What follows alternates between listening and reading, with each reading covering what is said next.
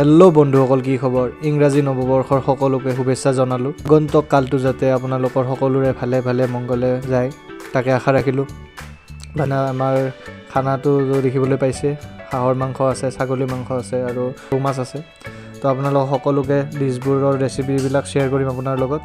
তো শেষলৈ ভিডিঅ'টো চাই থাকক আৰু নিজৰ এক্সপিৰিয়েঞ্চটো জনাব কেনেকুৱা পালে ভিডিঅ'টোৰ লগত।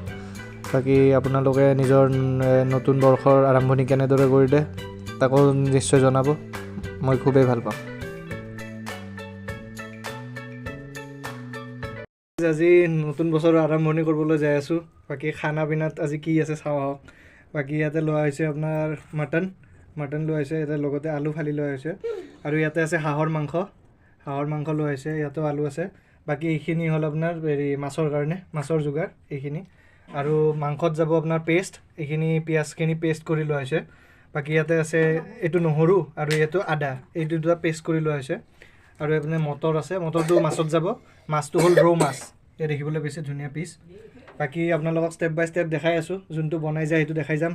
বাকী আমাৰ ৰান্ধনি আছে সন্ময় আৰু এটা দাদা আছে ইয়াতে, আৰু আমাৰ যোগাৰী দাদা যোগাৰী। মোৰ কাম একো নাই, মোৰ কাম হ'ল ভিডিঅ' বনোৱা। মোকো দেখাই দিছোঁ একবাৰ। বাকী আমাৰ টেষ্ট কৰি চাব আমাৰ টিকলাই। তেল যাই আছে এতিয়া বৰ্তমান, মিঠাতেল। হাঁহৰ মাংস বনোৱা হ'ব, তো মিঠাতেল দিয়া হৈছে, এইটো গৰম কৰি লৈ কেনে দিয়া ষ্টাৰ্ট কৰি গাইজ। হাঁহটো বনাব আমাৰ আইতাই, হাঁহৰ দায়িত্ব আইতাৰ। বাকী পাঠাৰ মাংসৰ দায়িত্ব হ'ল সন্মাইৰ আৰু মাছৰো দায়িত্ব সন্মাইৰ। তো প্ৰথম আৰম্ভণি তেজপাতেদি কৰা হৈছে। তো ইয়াতে পিঁয়াজ যাব প্ৰথমতে, তেজপাতৰ পিছত পিঁয়াজটো স্লাইচ কৰি লোৱা হৈছে প্ৰথমতে।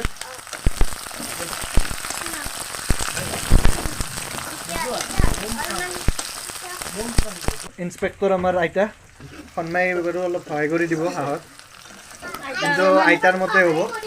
মেইন ৰেচিপিৰ হেড হ'ল আইতা হাঁহৰ মাংসৰ।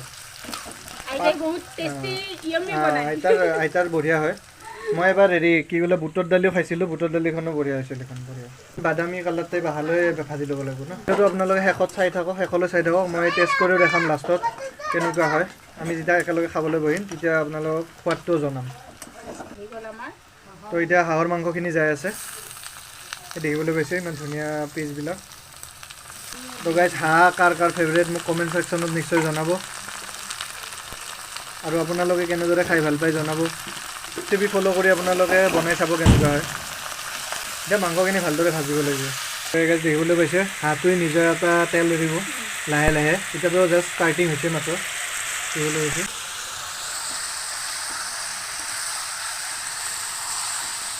হাত লগাইছে বাৰু, হাত লগাইছে। আইতাৰ মতে কি ঠিক দিশত যাই আছে নে নাই? যাত্ৰাটো ঠিকে আছে? ঠিক আছে, ষ্টেচন পালে হ'ল নেকি? ইয়াতে এতিয়া বৰ্তমান আলুটো এড কৰি দিয়া হৈছে। আলুটো আপোনালোকে একেলগে ভাজি ল'ব। নহৰুৰ পেষ্ট, আদাও ধৰক 3 চামুচমান যাব। মাংসত এতিয়া বৰ্তমান যাব পিঁয়াজৰ পেষ্ট। এইটো পিঁয়াজ হাঁহৰ মাংসত ফাৰ্ষ্ট মছলা গৈছে হালধি। নিমখটো আপোনাৰ নিজৰ ইচ্ছা অনুযায়ী, সোৱাদ অনুযায়ী দিলেই হ'ল।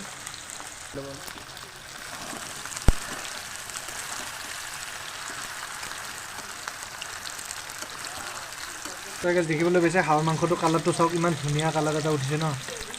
আপোনাৰ এৰাউণ্ড 10 মিনিট হৈ গ'ল ভাজা, 10 মিনিটমান হৈ গৈছে। ইয়াতে দিয়া গৈছে পিঁয়াজৰ পেষ্ট, তাৰপিছতে আপোনাৰ আদা নহৰুৰ পেষ্ট, আৰু ইয়াতে দিয়া গৈছে আলু আৰু হালধি নিমখটো দেখা পাইছে আপোনালোকে। আপোনাৰ পেকেটৰ জিৰা পাউডাৰ যাব ইয়াতে, বটিও দিব পাৰে, যোনে যেনেকৈ ভাল পায়, যাৰ যেনেকৈ সুবিধা হয়। তো গাইজ আপোনালোকে এটা বস্তু মনত ৰাখিব, যেতিয়া ভাজি থাকে তেতিয়া যাতে তলত লাগি নধৰে, অলপমান পানী দি দিব স্লাইড। এইটো কি কৰি আছে এতিয়া? ধনিয়াৰ গুড়া। আচ্ছা, ধনিয়াৰ গুড়া যাই আছে এইটো।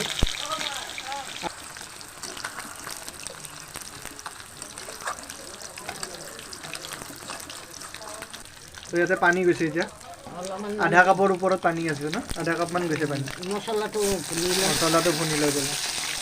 তো এতিয়া গাইজ যাব গৰম মছলা। হাঁহৰ মাংস অলপ আৰাম দিয়া হৈছে বৰ্তমান, কম জুই দি কেনে। ঘণ্টামান পুৰা হাঁহৰ মাংসটোৰ সোৱাদটো আহে আৰু তলত যাতে লাগি নাথাকক আপোনালোকে লাৰি থাকিব লাগিব কষ্ট আছে অলপ কিন্তু সোৱাদ পাব লাগিলে কষ্ট কৰিব লাগিব তো ইয়াৰ নেক্সট ষ্টেপ হ'ল চিধা পানী ন চিধা পানী দিয়া হ'ল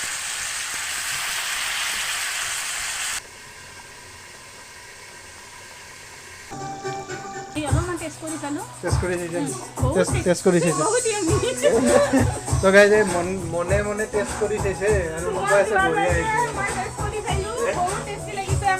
বঢ়িয়া হৈছে বঢ়িয়া কষ্ট কৰি বনালে অলপমান মানে সোৱাদ হ'লে মনটো ভাল লাগে ন গাইজ ফ্লেছটো বন্ধ কৰি দিছোঁ যাতে আপোনালোকে কালাৰটো চাব পাৰে এই যোনটো কলা কালাৰ উঠছে ন এইখিনি লয় ন এই দেখিবলৈ গৈছে কালাৰটো চাওক হাঁহৰ যোনটো আচল কালাৰ এইটো কালাৰ এই দেখিবলৈ গৈছে গাইজ বাহ ক'ৰ পৰা কি হৈ গ'ল গাইজ বাহ তো গাইজ ইয়াতে অন্ত পৰিল আমাৰ হাঁহৰ মাংসৰ খুব দেখিবলৈ ধুনীয়া দেখিবলৈ পাইছে আপোনালোকে যোনটো কালাৰ উঠিছে ন ধুনীয়া লাগিছিল নেক্সট আপোনালোকক দেখাই আছোঁ মাছখন এতিয়া আৰম্ভণি কৰা হৈছে মাছৰ আমাৰ তাত আজি পাৰ্টি হব আমাৰ তাত আজি পাৰ্টি হব কিহৰ পাৰ্টি নিউ ইয়াৰ পাৰ্টি কি আছে মাংস মাছ আৰু কি মটন চিকেন তাৰপিছত মটন এটা কোনভাৰ মাৰিব আলু ভাজা কি কালাৰ বাহ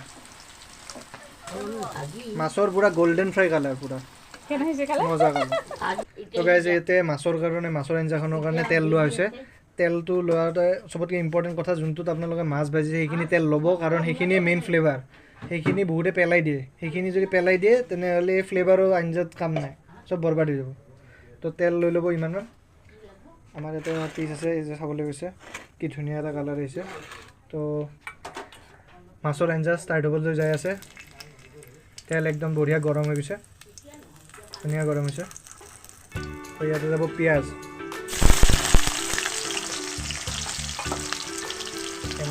তাৰে পিছত গ'ল আপোনাৰ ইয়াতে ফুলকবি আৰু আলু এতিয়া মাছৰ আঞ্জাত নিমখ যাই আছে বৰ্তমান হালধি তাতে দিয়া গৈছে মটৰৰ পিছত আপোনালোকে ভালদৰে লাৰি ল'ব লাৰি লোৱাৰ পিছতে আপোনাৰ ইয়াতে যাব নহৰুৰ পেষ্ট তাৰপিছতে ইয়াতে দিয়া গৈছে আদাৰ পেষ্ট তাৰপিছত ইয়াতে দিয়া গৈছে আপোনালোকৰ পিঁয়াজৰ পেষ্ট তাৰপিছত বিলাহীটো কাটি লোৱা হৈছে নৰ্মেলভাৱে কাটি লৈ কিনে পিঁয়াজটো দিয়া গৈছে বিলাহীটো দিয়া গৈছে বিলাহীটো দিয়াৰ পিছত ভালদৰে লাৰি লোৱা গৈছে তাৰপিছত মছলাত ব্যৱহাৰ কৰা হৈছে ধনিয়া পাউডাৰ জিৰা পাউডাৰ আৰু অলপ কালাৰৰ কাৰণে কাশ্মীৰী লাল মিৰ্চ পাউডাৰ আৰু মছলাখিনি যাতে লাগি নধৰক তলত তাৰ কাৰণে ব্যৱহাৰ কৰা হৈছে অলপ পানী তাৰপিছতে ঢাকনখন দিয়া গৈছে এতিয়া পানী যাব ইয়াতে মাছ যাই আছে বাহ মাছ যাই আছে মাছৰ আঞ্জাত क्या बात है तो ये फिनिशिंग আমাৰ মাছৰ আঞ্জা ধন্যবাদ বাহ বাহ গাইজ বাহ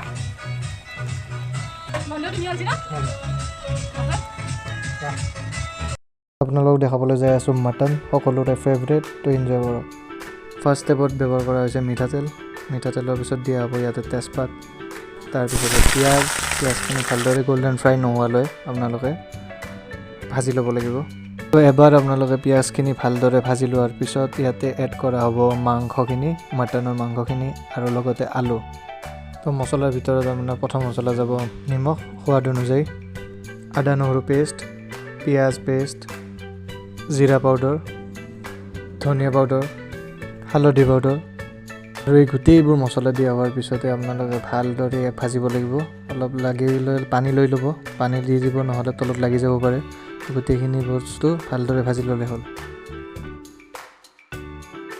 আপোনালোকে দেখিবলৈ পাইছেনে কিমান ধুনীয়া এটা কালাৰ আহিছে এতিয়া গেছটো অফ কৰি দিয়া গৈছে এই ৰেডি হৈ গ'ল আমাৰ মটন বিৰাট খাবলৈ সোৱাদ হৈছে বহুত ধুনীয়া দেখিবলৈ গৈছে ইমান ধুনীয়া এটা কালাৰ উঠিছে সাধাৰণভাৱে বনোৱা গৈছে একো ধৰণৰ বেলেগ বস্তু ইউজ কৰা নাই আপোনালোকক মই দেখাইছোঁ গোটেই ৰেচিপিটো টেষ্টটো আপোনালোকক কেনেকুৱা লাগিল নিশ্চয় জনাব একদম পিয়'ৰ জহা চাউল আহি গৈছে তো গাইজ মই এয়া ভইচ অভাৰ কৰি আছোঁ কিবা এটা প্ৰব্লেমৰ কাৰণে অডিঅ'টো নাহিল বাকী মই ইয়াতে অলপ খাই কিনে আপোনালোকক দেখাব চেষ্টা কৰিছিলোঁ টেষ্টটো দিয়াৰ কাৰণে এই দেখিবলৈ হৈছে মাংসটো মাটন ইমান ধুনীয়া টেষ্ট হৈছিল নহয় গাইজ মানে সেইটো সময়ত যোনটো এক্সাইটমেণ্ট আছিল সেইটো এতিয়া মই ক'ব পৰা নাই বাৰু কিন্তু বহুত টেষ্টি হৈছিল আপোনালোকক গোটেই ৰেচিপিটো দেখাইছোঁ যিদৰে চিম্পলভাৱে বনোৱা হৈছে ইমান ধুনীয়া সোৱাদ হৈছে বহুত টেষ্টি তো লগতে মই অলপমান আপোনালোকক মাছটো খাই দেখাইছিলোঁ মাছটো খায়ো বহুত ভাল লাগিল মোৰ ফেভৰেট আচলতে মাছটোৱে লাগিছিল চিম্পলভাৱে আপোনাৰ ফুলকবি বিলাহী মটৰ আলু দি বনোৱা হৈছিল